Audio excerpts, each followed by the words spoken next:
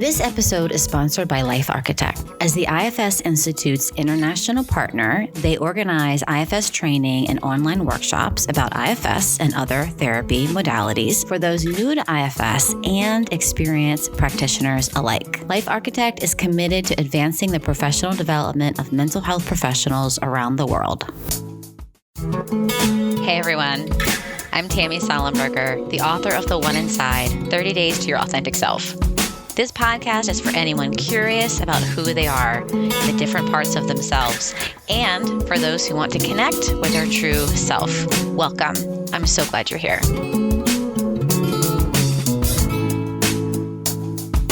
Well, I am super excited today to be joined by Ann Sinko, a lead trainer for the IFS Institute. And Ann and I feel like there's so many people that have come on the podcast and there's only a handful that I've met in person. So you and I have met in person a bunch of times. I've done a couple trainings with you, and I think I saw you at the conference a couple months ago.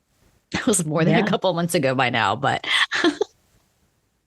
so you are doing a workshop with Life Architect on polarizations. And so I thought what we could do today is we could talk about what are polarizations, why they're important, why do we even need to talk about them, and how legacy burdens, I know you're kind of known to teach legacy burdens, and so how they're related to polarization. So I think that's what we kind of want to do today, and who knows what we'll do, but that's kind of what I'd like to do.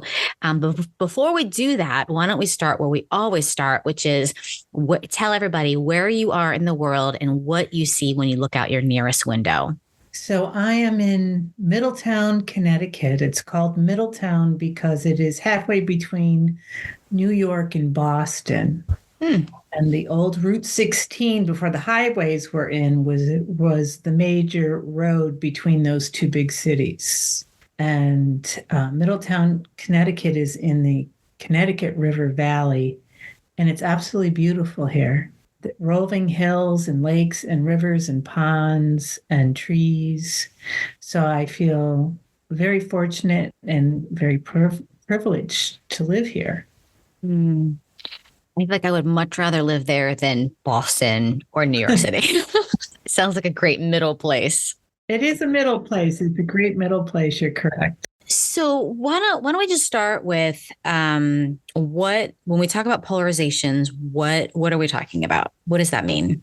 I'm fascinated with polarizations. And if you want to be a really good IFS practitioner, you need to learn to identify them and work with them.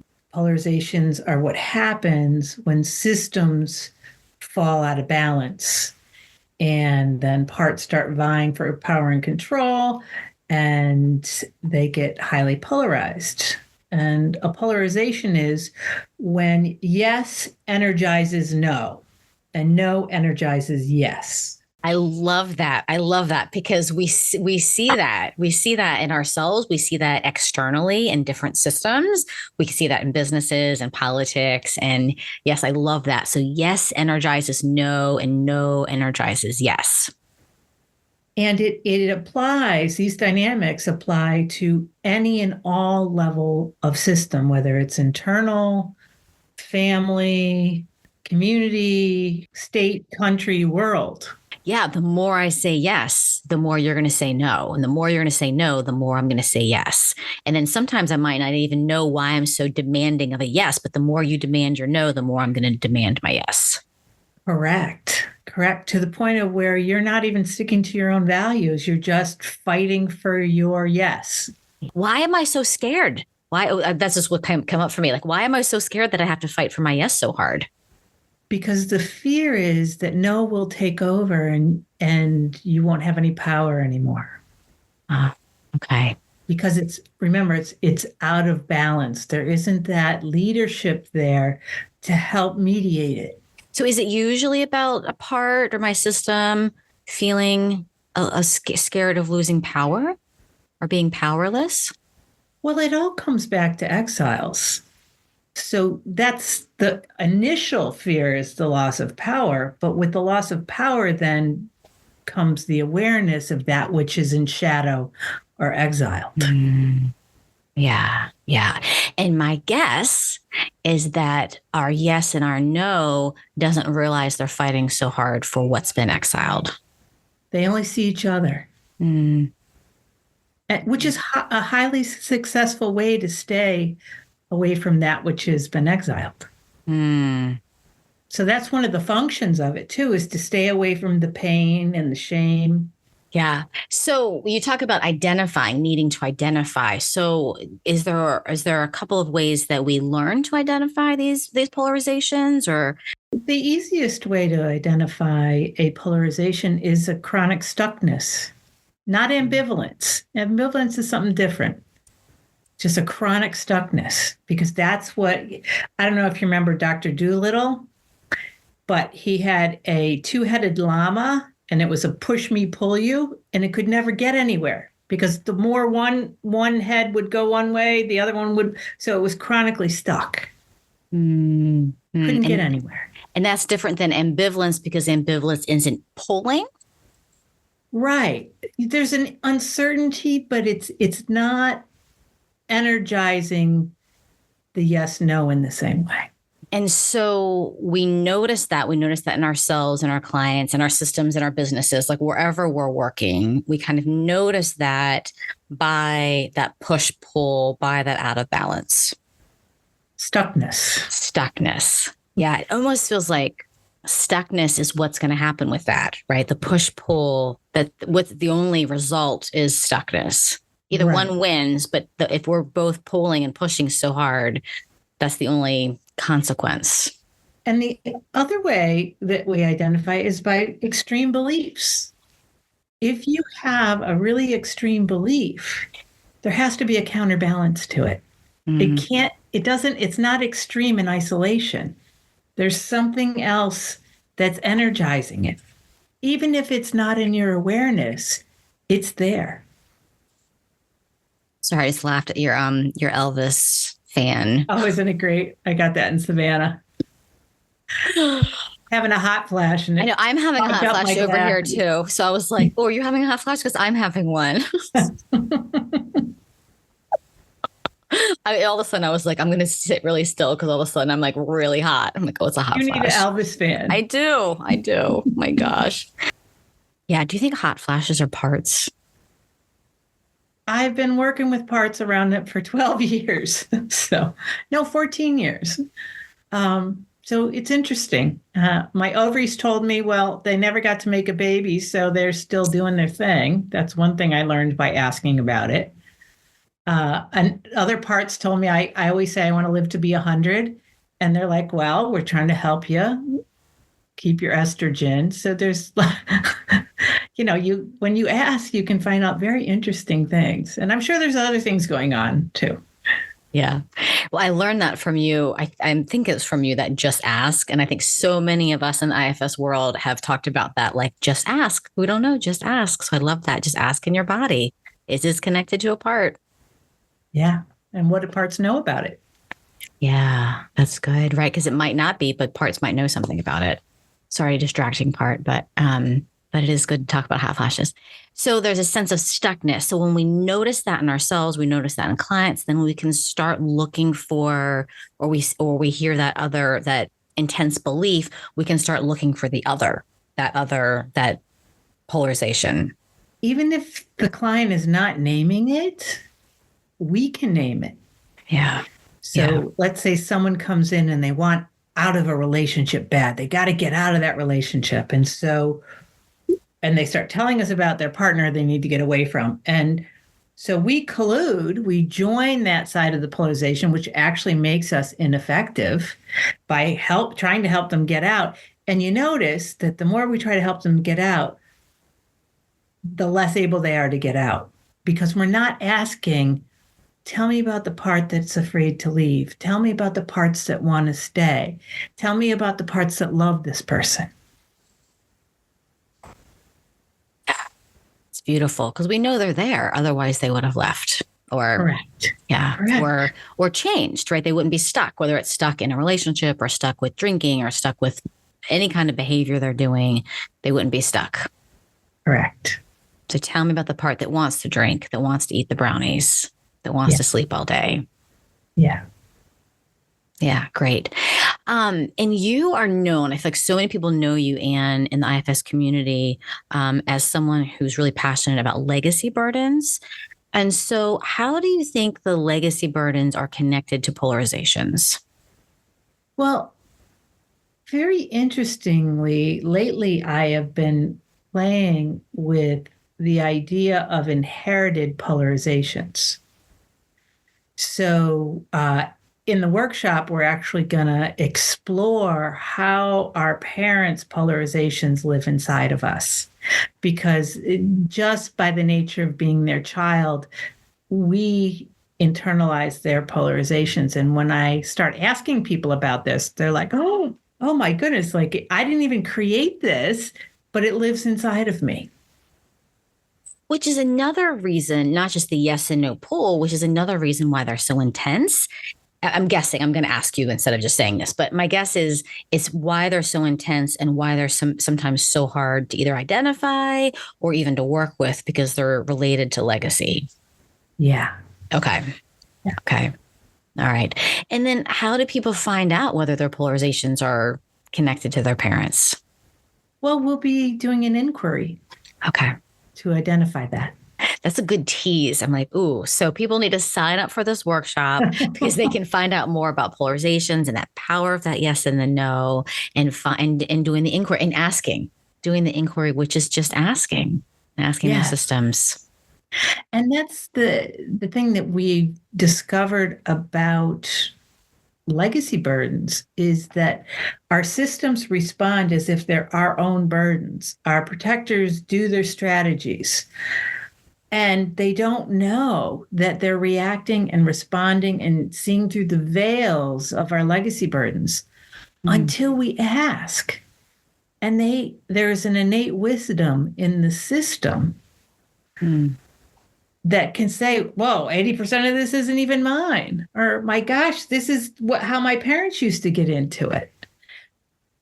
But until we help bring about that awareness through asking, our protectors will just keep doing what they do, thinking it's theirs. That's amazing. And so a lot of us will say that, right? Like I didn't want a relationship like my parents have, but I ended up, marrying someone like my dad or marrying someone like my mom or being in the relationship like my parents have. And I've never thought of that as part of a legacy burden. Yeah, a polarization legacy burden. So, I'm never going to marry my dad, but I married my mom. Oh, wow. When you really begin to understand and hone your polarization detector and feel confident in working with them, I really see that this is a way to help heal the world because our world is so polarized right now. Yeah. And we can't effectively deal with it if we join one side or the other. We have to be that ambassador that helps mediate it in the middle.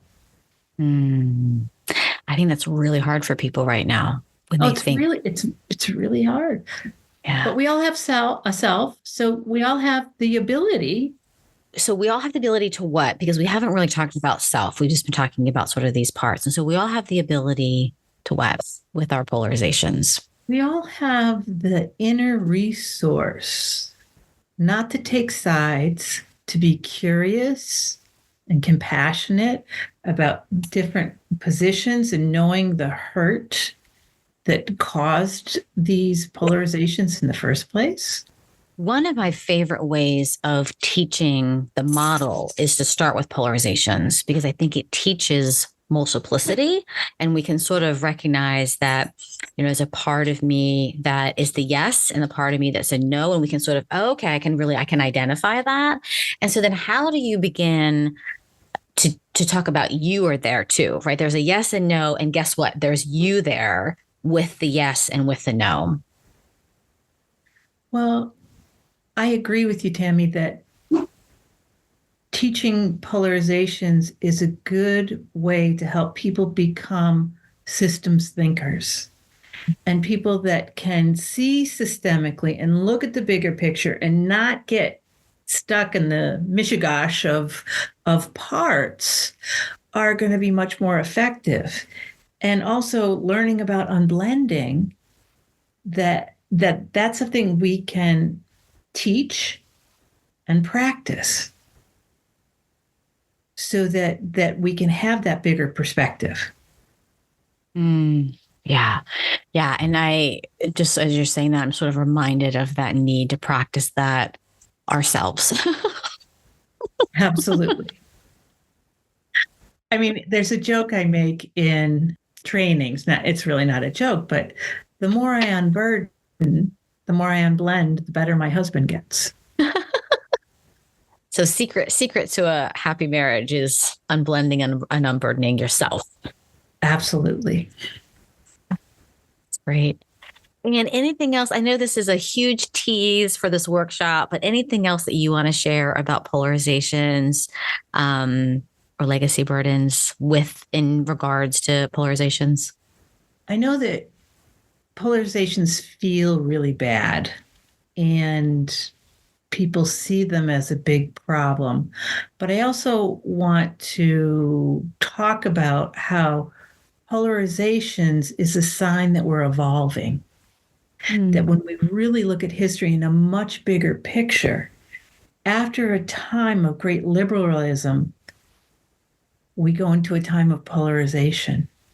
And so it is a natural thing that happens as we move in our healing and in our evolution, in our moral evolution on the planet.